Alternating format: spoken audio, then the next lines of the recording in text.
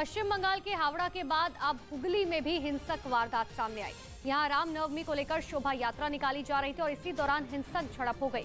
शोभा यात्रा में बीजेपी के राष्ट्रीय उपाध्यक्ष दिलीप घोष भी शामिल थे।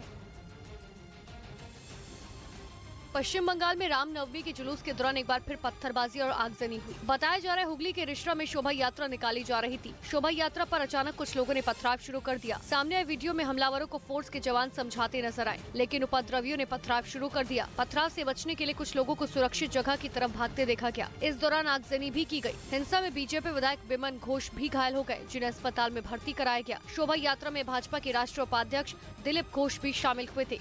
पत्थरबाजी हो रही है जानबूझकर, इतने बच्चे हैं, महिलाएं हैं, बुजुर्ग हैं, इसी स्टैम्पेड हो जाएगा। पुलिस खड़ा होकर देख रहा है, बड़ा बड़ा ईंटा पत्थर आ रहा है।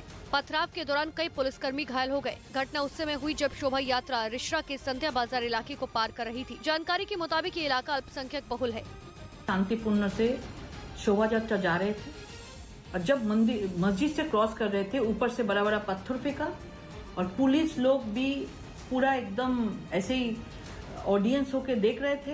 हालात को काबू करने के लिए इलाके में भारी फोर्स तैनात किया गया। इससे पहले रामनवमी पर गुरुवार को हावड़ा में जमकर हिंसा हुई थी। उपद्रवियों ने शोभा यात्रा पर पथराव करने के साथ ही गाड़ियों में आग लगा दी थी।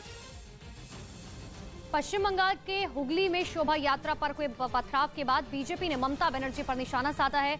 पश्चिम बंगाल बीजेपी के प्रदेश अध्यक्ष सुकांता मजूमदार ने केंद्रीय गृह मंत्री अमित शाह को पत्र लिखा और तत्काल मदद का अनुरोध किया। तो वहीं टीएमसी सरकार के मंत्री शशि पांजा ने बीजेपी पर आरोप लगाया।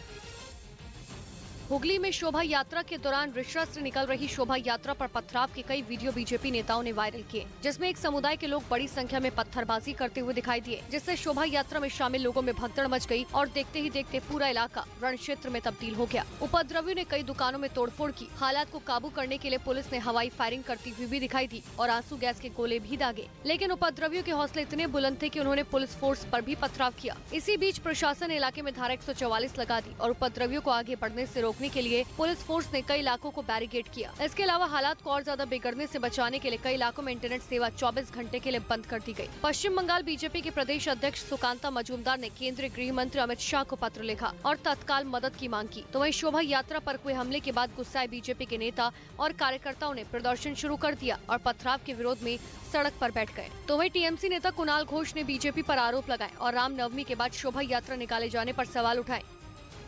रिश्रा में जो इंसिडेंट हुआ है वो पूरा भाजपा का प्रोवोकेशन था, दिलीप घोष का प्रोवोकेशन था। हालात को काबू करने के लिए पुलिस के बड़े अधिकारियों ने रिश्रा में पैदल गश्त कर लोगों से शांति व्यवस्था बनाए रखने की अपील की। हिंसा वाले इलाकों में अतिरिक्त फोर्स तैनात की गई।